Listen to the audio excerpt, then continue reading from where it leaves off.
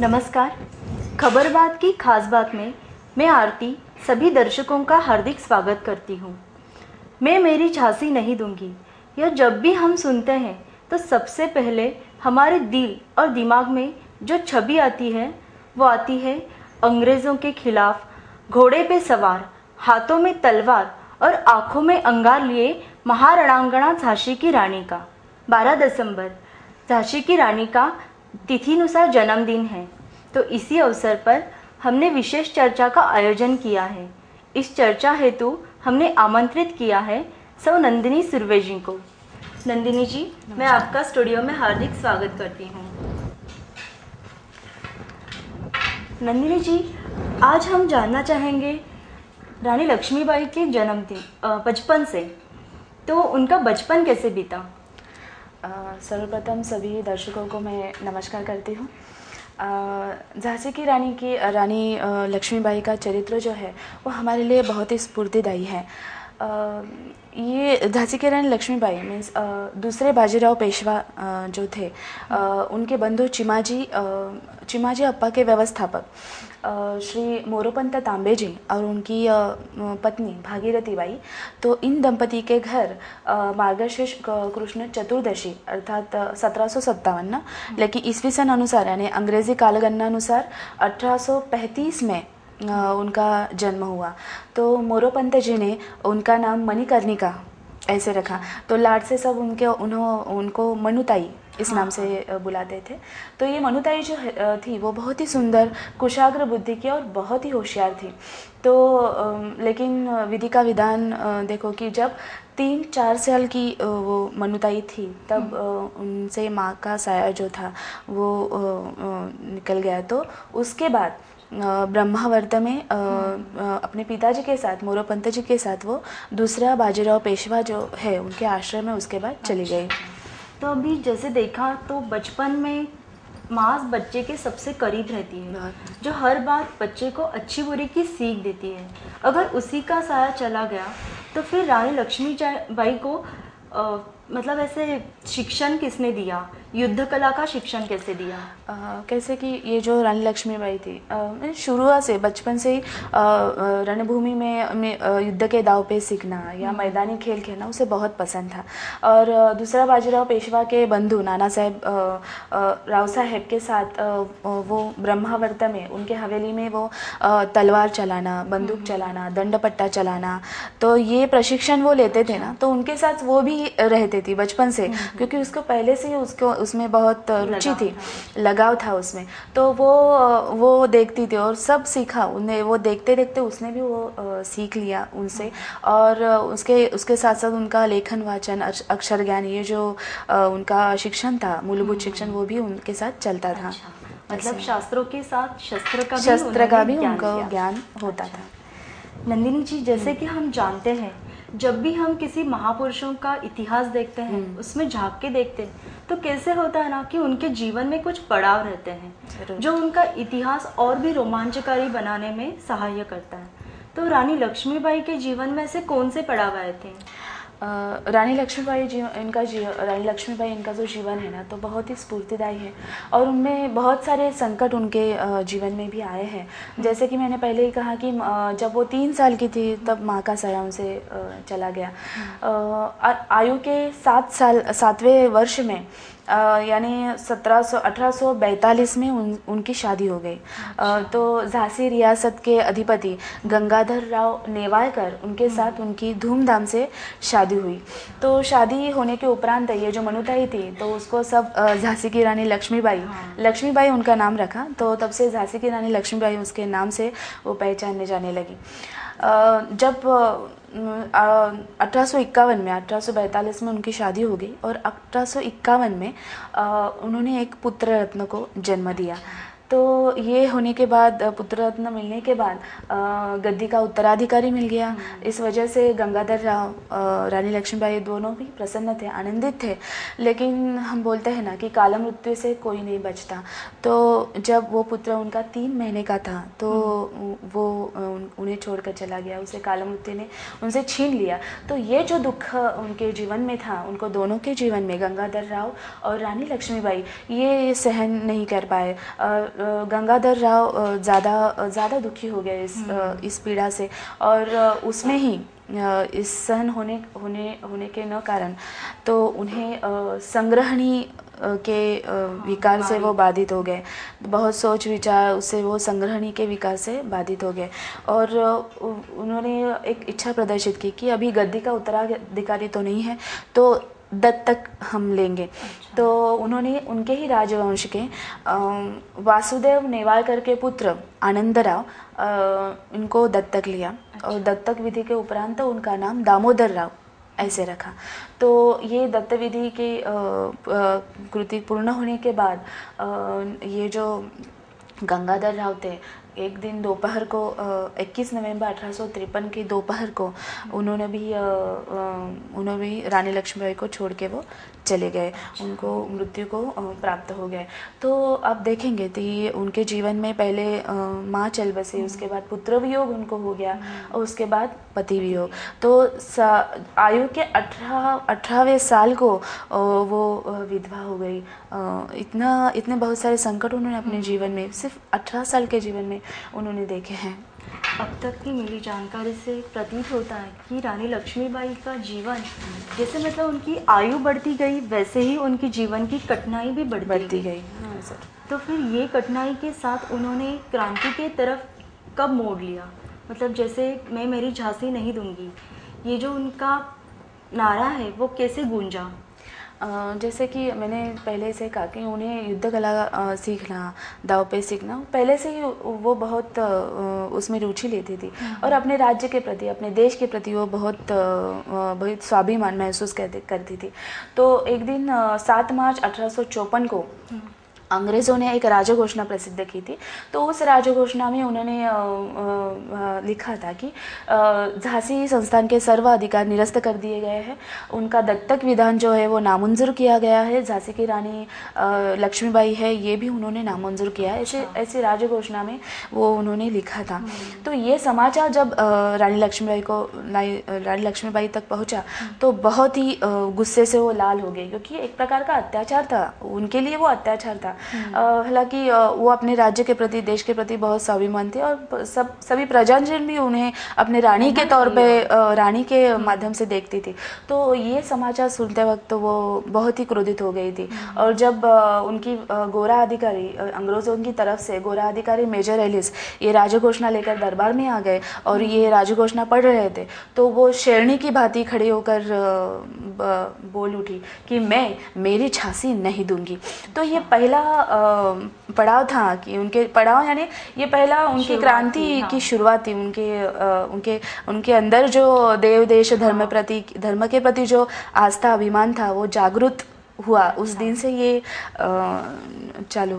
क्रांति चालू। ये जो शुरुआत हुई उनके जीवन में, तो उसके बाद हमें सबको पता है कि 1857 का उठाव हुआ, उसमें भी रानी लक्ष्मीबाई का बहुत सा मतलब उन्होंने बहुत क्रांति की है। तो ये जो थोड़ा 1857 का जो उठाव है, उसके बारे में हमें विस्तार से बताइए। जरूर। 1857 का संग्राम बहुत ही है, लेकिन थोड़ा संक्षेप में बताऊंगी। बहुत कुछ बताने के लिए बहुत कुछ है, लेकिन 1857 की जनवरी में प्रारंभ हुए स्वतंत्रता संग्राम में मेरठ में प्रवेश कर दिया। तो मेरठ साथ ही दिल्ली, बरेली और झांसी जो संस्थान है, तो ये सभी अंग्रेज़ों के राज्य से स्वतंत्र हो गए। तो झांसी में अंग्रेज़ों की सत्ता समाप्त होने पर लक्ष्मीबाई ने 3 साल के बाद पूरे उनके राज्य की धुरा उन्होंने अपने हाथ में ले ली।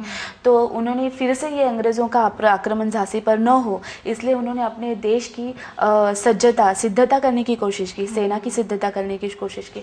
सभी क्षेत्र में अपने देश में ये युद्ध सज्ज वातावरण, कभी भी आक्रमण हो जाए तो सुरक्षता कैसे महसूस हो, इसके लिए उन्होंने सभी सिद्धता करने के लिए शुरुआत की थी।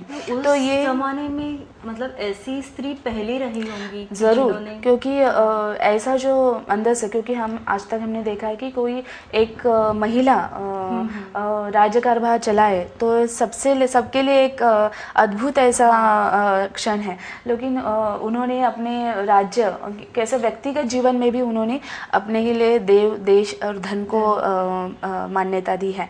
तो तो ये होने के बाद जब अंग्रेज़ों के पता चला कि ऐसे ऐसे सिद्धता झांसी की रानी लक्ष्मीबाई कर रही है, तो उन्होंने झांसी पर आक्रमण बोल दिया। तो उसके लिए उन्होंने सरयू रोज नामक अधिकारी को निमित्त कर दिया कि उनको कि रानी लक्ष्मीबाई को जीवित पकड़ने के लिए उन्होंने उनको सरयू रोज ये अधिकारी को अंग्रेजी सेना ने नियुक्त किया था। तो वो झांसी संस्थान के बाहर 3 मील के बाहर वो अपना सेना लेके खड़े थे। तो उन्होंने शरण आने के लिए झांसी की रानी लक्ष्मीबाई को कहा, लेकिन वो उनका मानसिकता नहीं थी, वो तो करने शरणागत होने वाली नहीं थी। तो उन्होंने युद्ध करना ज़्यादा पसंद किया और स्वीकार किया। तो युद्ध करने से उनकी जो छात्रवृत्ति थी, उनका जो शिक्षण था, उसके बलबूते पर उन्होंने ऐसा युद्ध किया कि वो अंग्रेजी सेना भी डर गई थी। ऐसी स्थिति उसमें थी। तो कुछ पर्याय, कुछ प्रयत्न सफल नहीं हो रहे, तो उन्होंने भेद मार्ग का अवलंब किया और झांसी के राज्य में घुसकर जनता को लूटने का प्रारंभ कर दिया अंग्रेजी सेना ने। तो ये देखकर ये सब झांसी की रानी अपने दुर्ग पर बैठकर देख रही थी। तो अभी किसी की सहायता लेना बहुत ज़रूरी था। तो उन्होंने ऐसी स्थिति में कुछ चुनिंदे 200 सेवकों को, उनके साथियों को लेकर अपने 12 वर्ष के दामोदर को अपनी पीठ पर बांधकर उन्होंने कालपी जाने का फैसला किया। कितना ऐसे आत्मविश्वास है कि ऐसी स्थिति में मीन्स ये बहुत ही हम सोच भी नहीं सकते कि ऐसा कर सकते हैं। तो ऐसे वो कालपी के लिए रवाना हो गए। तो वो जाते वक्त भी उनको जब अंग्रेजी सेना बीच में आ गई, तो उनके साथ लड़ते लड़ते उनके पिता मोरोपंत जी अंग्रेजी सेना में फंस गए और उन्हें फिर उनको भी फांसी दी गई। तो ये भी उन्होंने सहन किया और आगे चले गए। वो वहाँ ठहरी नहीं कि अभी मेरे पिता चले गए तो अभी मैं क्या करूँगी। तो झांसी को बचाने के लिए वो फिर कालपी चली गई। इतना झांसी के प्रति उनके मन में प्रेम था। जब वो कालपी में उन्होंने प्रवेश किया तो ये जानकारी भी सरयू रोज को मिल गई। तो उसने कालपी पर आक्रमण करने की सिद्धता चालू की। तो कालपी में पेशवाओं ने उनको सहायता करने का निश्चय किया था। उनके साथ बातचीत होने के बाद तो पेशवाओं ने उन्हें आवश्यक सेनाएं दी। तो वो फिर से उनके साथ लड़ पड़ी। सरयू रोज की सेना के साथ उन्होंने फिर से लड़ाई की। तो इस लड़ाई में उन्होंने बहुत ही छात्रवृत्ति से उनके साथ आक्रमण उनको युद्ध किया था। तो उसमें उनका जो आक्रमण है, उनकी छात्रवृत्ति से उन्होंने जो आक्रमण किया, तो इस आक्रमण से अंग्रेजी सेना फिर से पिछड़ गई, फिर से डर गई उनकी ये युद्ध सज्जता देखकर। तो इस हाथे सररोज ने फिर और एक कृति लगाई। उन्होंने अतिरिक्त ऊंटों का दल युद्ध सेना में बीच में लाया। तो उससे हुआ क्या कि जो इतर सैनिक थे वो उनका आवेश जो था वो न्यून हो गया और इस वजह से कालपी भी अंग्रेज सरकार के हाथों में सरयू रोज ने उस पर अधिकार प्राप्त कर दिया। तो इस वजह से पराभूत रावसाहेब पेशवे, बांदा के नवाब तात्या टोपे और रानी लक्ष्मीबाई एकत्रित आ गए। तो उन्होंने रानी लक्ष्मीबाई ने उनको बताया कि अभी मैं ग्वालियर के लिए कूच करूँगी। तो ग्वालियर हस्तगत करने की उन्होंने ठान ली। तो उसके बाद उन्होंने ग्वालियर पर कब्जा किया, आक्रमण किया। ग्वालियर अपने हाथ में लिया रानी लक्ष्मीबाई ने और वो ग्वालियर पेशवा को सुपुर्द कर दिया। तो लेकिन जब सरयू रोज को पता चला कि झांसी की रानी लक्ष्मीबाई अभी ग्वालियर चली गई, तो उन्होंने ग्वालियर पर आक्रमण कर दिया। तो इस आक्रमण में रानी लक्ष्मीबाई ने ठान लिया कि इस ग्वालियर के पूर्व बाजू का रक्षण करने का काम उन्होंने लिया। पेशवाओं भी तैयार थे कि इस आक्रमण को हम आक्रमण को हम पीछे हट देंगे। तो उसके बाद इस लड़ाई में लक्ष्मीबाई का अभूतपूर्व धैर्य देख, क्योंकि लक्ष्मीबाई किसी भी स्थिति में उन्हें शरण नहीं जाने वाली थी। तो उनका जो अभूतपूर्व धैर्य था उस लड़ाई में, तो वो देख सैनिकों को स्फूर्ति आती थी। जो सैनिक उनके साथ लड़ते थे उनको स्फूर्ति आती थी। तो उनकी मंदार 2 दासियाँ थी, मंदार और काशी, वो भी पुरुष वेश परिधान करके इस लड़ाई में सहभागी थी।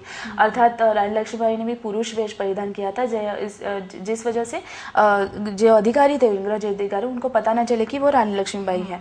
तो उसके बाद सरयू रोज ने देखा कि सब प्रयत्न विफल हो रहे हैं, तो सरयू रोज ने फिर से चारों ओर से ग्वालियर पर आक्रमण किया। तो ऐसी स्थिति में रानी लक्ष्मीबाई ने वहाँ से बाहर निकल जाना ज़्यादा महफूज समझा। तो उसकी वजह उसने फिर से ग्वालियर से बाहर वो शत्रु का घेरा तोड़कर बाहर जाने लगी। तो वो बाहर जाते समय बीच में एक बाग का नाला बीच में आया। तो उनका जो घोड़ा था, उनका हर मनपसंद घोड़ा था राजरत्न नाम का, तो वो घोड़ा उनके पास अभी नहीं था, वो दूसरा घोड़ा था। वो घोड़ा ऐसे गोल गोल फिरने लगा। तो उन्हें अपना भविष्य पता चला कि अभी मेरी स्थिति बहुत ही बिकट है, या तो युद्ध करना है, नहीं तो युद्ध में मरना है। तो उन्होंने अंग्रेजी सेना उनके पीछे थी ही, तो उन पे टूट पड़ी और उनके शरीर पर, उनके छाती पर पूरे वार किए। इतने उसे मालूम, उनके पता ही चला कि अभी उनको कुछ नहीं हो सकता। तो लेकिन इसके बारे में वो हारी नहीं थे। उसने जिस इंग्रज अधिकारी ने उन पर हमला किया, उनको मार दिया, उसको मारकर ही वो ज़मीन पर गिर पड़ी।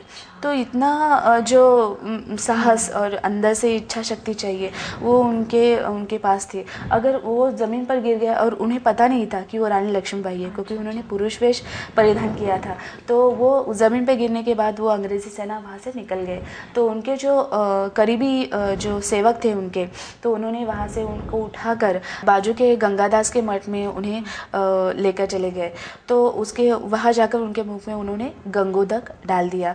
तो मरते वक्त भी उन्होंने ऐसी इच्छा व्यक्त की कि मेरा देह इस म्लेच्छों के हाथ न लगे। ऐसी इच्छा प्रदर्शित कर उन्होंने वीरगति का स्वीकार किया। तो इतना बड़ा रोमांचकारी उनका जीवन चरित्र है कि ऐसी एक महिला अपने देश के लिए, अपने धर्म के लिए किसी की भी हद तक जाने को तैयार है। उनको अपने देश और व्यक्तिगत जीवन में भी उन्होंने अपने इसको महत्व दिया है। बहुत ही मतलब प्राणघातक स्थितियों में भी उन्होंने धैर्य से सामना किया, डटकर मुकाबला किया और जो हासिल करना है वो हासिल कर दिया। और यही नहीं, आज उनके स्फूर्ति सिर्फ हमारे लिए नहीं, लेकिन उसके बाद अभी अनेक क्रांतिकारी हो गए, जैसे कि सुभाष चंद्र बोस, भगत सिंह के संगठन, या अनेक क्रांतिकारी स्वतंत्रवीर सावरकर भी उसमें है। तो उन सभी ने इन रानी लक्ष्मीबाई के चरित्र से स्फूर्ति ली है और उन्होंने क्रांतिकार का जो लड़ा है वो उन्होंने ले लिया है। रानी लक्ष्मीबाई, इनके बारे में चर्चा जारी रहेगी। लेते एक छोटा सा ब्रेक के बाद खबर बात में आप सभी का फिर से स्वागत। नंदिनी जी, मैं अब पूछना चाहूँगी कि जो भी हमने अभी तक चर्चा की है तो वो इतनी रोमांचकारी और इतनी सीख देने वाली है हमारे लिए, पर आजकल देखा जाए तो महिलाओं में ये क्रांति कुछ कम होती जा रही है। मतलब महिला सबला से अबला बनती जा रही है। तो वैसे मतलब क्या लगता है आपको, ये इसके पीछे क्या क्या कारण है? आज बहुत ही अच्छा सवाल पूछा है आरती जी ने कि आज की जो समाज की स्थिति है ना, वो ऐसी है कि हमें सभी महिलाओं को लगता है कि हम सभी क्षेत्र में अग्रसर हैं। हमें ऐसा कुछ भी नहीं है कि हमें नहीं आता। ये सही बात है, ये गलत नहीं है। एक आज की महिला डॉक्टर है, वकील है, इंजीनियर है, वैमानिक है, एक अच्छी गृहिणी है, सभी है, वो नौकरी करती है, सभी करती है। लेकिन ये सब होने के बावजूद भी झांसी की रानी की वीरता, रानी पद्मिनी का साहस हमें नहीं है। तो ये इसका कारण क्या है? तो आज जो महिलाओं की स्थिति है ना, उस पर हम एक नज़र डालेंगे। मैं कुछ उदाहरण बताती हूँ कि आज स्थिति हमारी कैसी है, महिलाओं की स्थिति कैसी है। कि आज हमारे देश का भवितव्य हमारे युवा पीढ़ी के हाथों में है। ये युवा पीढ़ी आज की बहुत सारे डेज सेलिब्रेट करती है। कोई भी पार्टीज, उनके लिए पार्टीज, कोई फंक्शन हो और पार्टीज, ये उनका समीकरण है। तो वो आजकल रेव पार्टीज आपने सुने होंगे उसके बारे में कि रेव पार्टीज में आप देखेंगे तो ये जो सम्मिलित होते हैं वो युवा पीढ़ी है, कॉलेज में जाने वाले लड़के लड़कियां उसमें सम्मिलित होते हैं।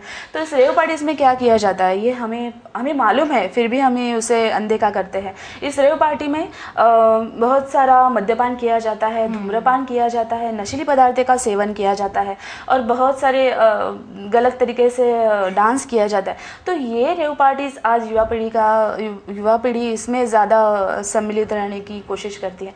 तो ये स्थिति हमारी क्यों है? आज की महिला, हमने अभी झांसी की रानी के सिर्फ इतिहास पढ़कर या चरित्र पढ़कर हमें स्फूर्ति नहीं आने वाली, उसके लिए हमें कुछ करना है, ये स्थिति हमें बदलनी है। तो ये स्थिति है। और एक मैं उदाहरण बता दूंगी मैं, कि हमारे पास ज़्यादा वक्त नहीं है लेकिन बताऊंगी ज़रूर कि नवरात्र हम देखते हैं कि ये त्यौहार हमें बड़े माहौल में बड़े पैमाने पे हम मनाते हैं।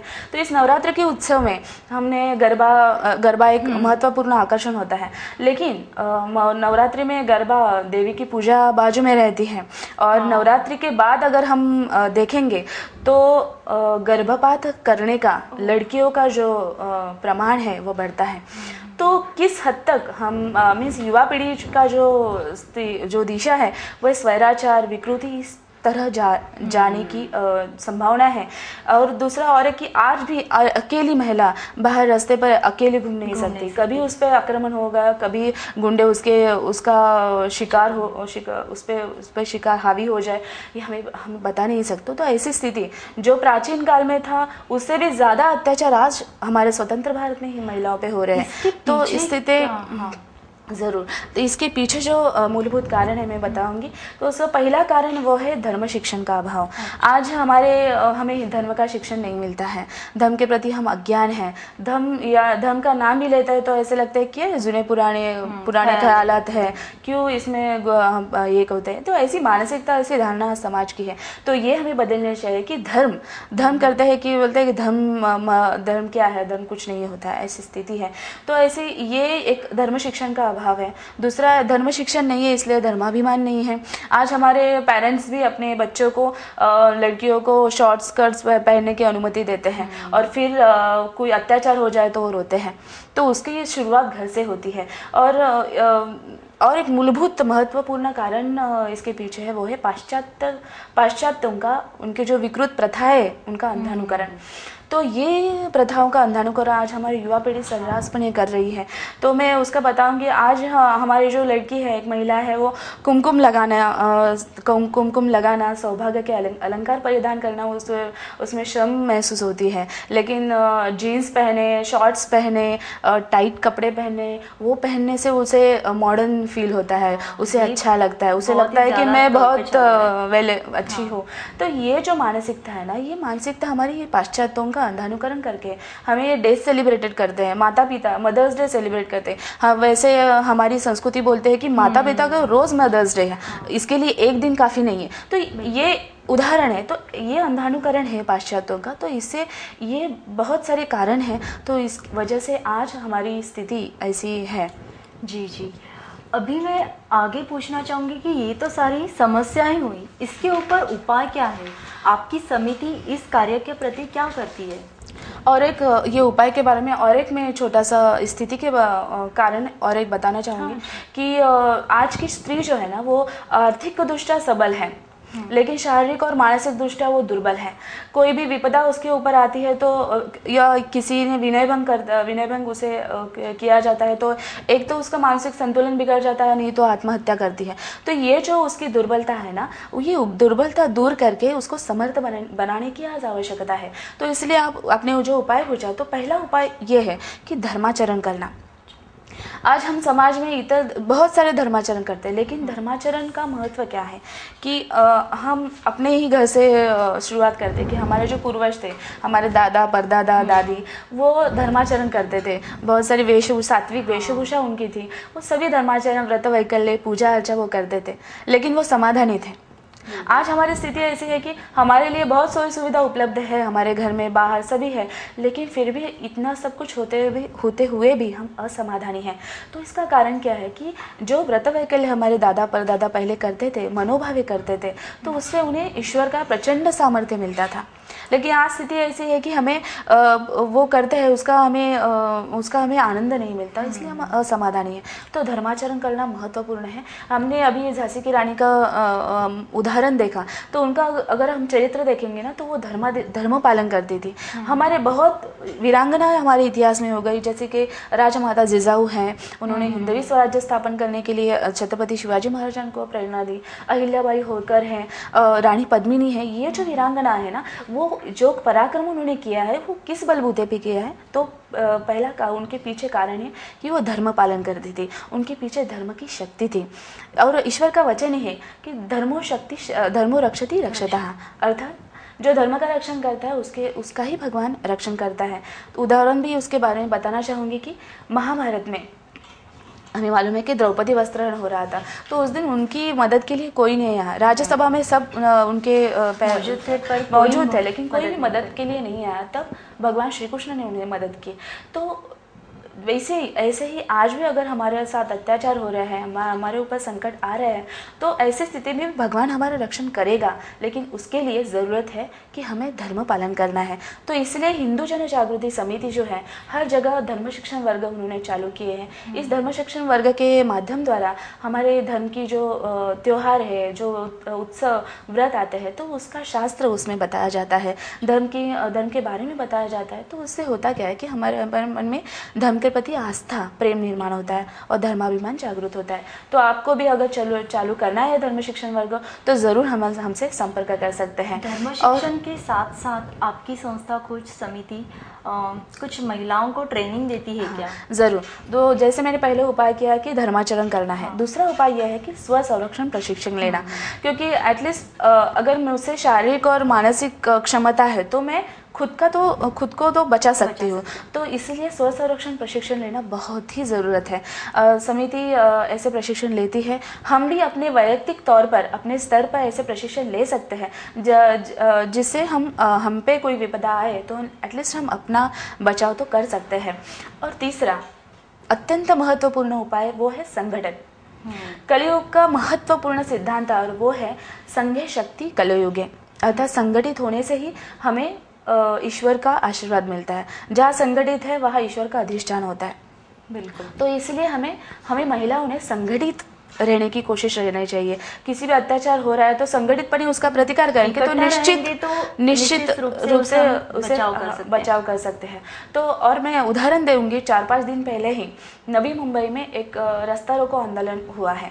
अभी यह आंदोलन किसी संगठना ने नहीं किया है। उनका उद्देश्य कुछ भी हो, इस आंदोलन का उद्देश्य कुछ भी हो, लेकिन फिर भी 4-5 महिला इकट्ठा आई हैं और उन्होंने रास्ता रोको आंदोलन किया है। और उनका वो तेज देखकर उनकी जो स्थिति थी, वो जो प्रेम था, रास्ता रोको आंदोलन करना है, ये करना, तो वो देखकर अनेक लोग, जैसे 1000 लोग सम्मिलित हो गए उनके साथ साथ और उस रास्ता रोको आंदोलन में सहभागी हो गए। तो ये संगठन का महत्व है। जो संगठित रहेंगे ना, तभी हम अपना बचाव, अपने समाज का, अपने देश का बचाव हम कर सकते हैं। तो ये महत्वपूर्ण है। इसलिए हिंदू जन जागृति समिति जो है ना, वो रणरागिनी शाखा उन्होंने चालू की है। तो इस रणरागिनी शाखा में अगर आप महिलाओं को आना है तो ज़रूर हमें संपर्क करें। हम अपने तौर पे भी अपने यहाँ पे हम इकट्ठा होकर कृति कर सकते हैं। हिंदू जन जागृति समिति इसका ज़रूर उसकी दखल लेगी। तो जाते जाते इसलिए मैंने बोला कि झांसी की रानी लक्ष्मीबाई का जो चरित्र हमारे स्फूर्तिदायी है। हमारे अनेक वीरांगनाएं उनकी हुई है, उनका चरित्र हमारे स्फूर्तिदायी है। लेकिन इसके लिए हमें ज़रूरत है कि देव देश धर्म के प्रति आस्था निर्माण करना। तो जाते वक्त थोड़ा बताना चाहूँगी कि हमें प्रार्थना करेंगे कि बाबा, ईश्वर से प्रार्थना करेंगे कि ईश्वर हमें शक्ति दो कि इसके लिए सिर्फ संगठित होने के लिए भी ईश्वर के अधिष्ठान होने की ज़रूरत है। इसलिए साधना महत्वपूर्ण है, साधना करनी चाहिए, धर्माचरण करना चाहिए। जाते जाते ज़रूर थोड़ा एक महिलाओं के लिए मराठी एक चारोली है, बताऊँगी ज़रूर कि उठ भगिनी जागी हो, चंडी दुर्गा गार्गी हो, नारी अबला नाही रणरागिनी हो, रणात लड़नारी रणरागिनी हो। क्या बात है। आज समाज में इसी तरह की समिति की ज़रूरत है। इस कार्यक्रम में हम अनेक प्रश्न उपस्थित करते हैं। कार्यक्रम के बारे में आपके कुछ सुझाव रहेंगे, सूचना रहेंगे तो हमें ज़रूर संपर्क करें। हमारा पता है खबर बात, चैनल 1, जेके प्लाजा, पहला माला, दुर्गा माता मंदिर के सामने, पनवेल। अधिक जानकारी के लिए संपर्क करें 9869009449। नंदिनी जी, आज इस कार्यक्रम द्वारा हमारे अंदर की बहुत सारी क्रांतिकारी चेतना निश्चित स्वरूप से जागृत हुई है। मैं आशा करती हूँ कि आपके इस कार्य को समाज से, हमारे दर्शकों से बहुत सारा सहकार्य मिले। आज आप यहाँ पे आई, जो मुझे भी पता नहीं थी, इतनी जानकारी इतने विस्तारित रूप से समस्या, उसके उपाय, इन सब बारे में हमने डिटेल में चर्चा की, तो इसके लिए मैं आपका धन्यवाद मानती हूँ। मैं भी इस मंच का धन्यवाद देती हूँ, क्योंकि आज इस मंच के द्वारा ये विषय जो है पूरे दर्शकों तक पहुँचने वाला है। ऐसी चर्चाएं होनी चाहिए ज़रूर ऐसे, इसलिए इस मंच के संपादकों का तहे दिल से धन्यवाद मैं देती हूँ। आज हमने जानकारी ली झांसी की रानी लक्ष्मीबाई इनके बारे में। अगली बार हम नए अंदाज में और किसी विषय पर चर्चा करने के लिए ज़रूर हाजिर होंगे। तब तक के लिए नमस्कार।